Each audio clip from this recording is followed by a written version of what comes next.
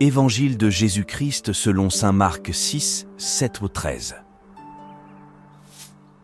En ce temps-là, Jésus appela les 12. Alors il commença à les envoyer en mission 2 par 2.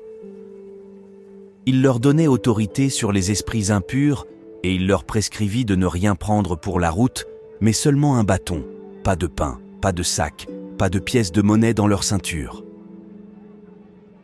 Mettez des sandales. Ne prenez pas de tunique de rechange.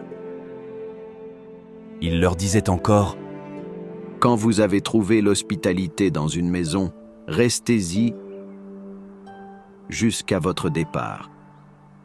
Si, dans une localité, on refuse de vous accueillir et de vous écouter, partez et secouez la poussière de vos pieds. Ce sera pour eux un témoignage. Ils partirent et proclamèrent qu'il fallait se convertir. Ils expulsaient beaucoup de démons, faisaient des onctions d'huile à de nombreux malades et les guérissaient. Acclamons la parole de Dieu.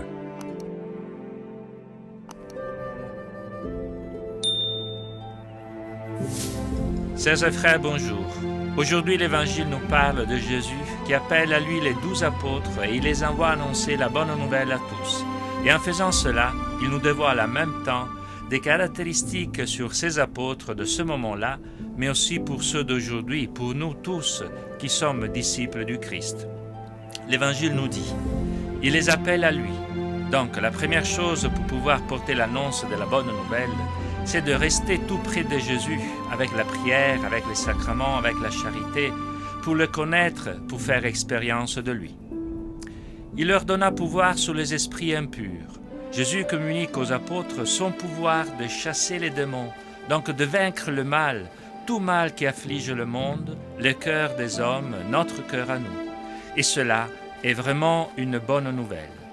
Tout cela, Jésus veut le faire avec nous et à travers nous. Et il leur prescrivit de ne rien prendre pour la route, que l'essentiel, Dieu dans notre vie, pour le mettre à la première place. Tout le reste viendra avec. Et si on ne vous accueille pas, on ne vous écoute pas. Il faut accepter que les apôtres de Jésus trouveront des portes et des cœurs fermés, des oreilles bouchées qui n'accueilleront pas Jésus que nous annonçons. Être témoin du Christ peut porter à des apparents échecs.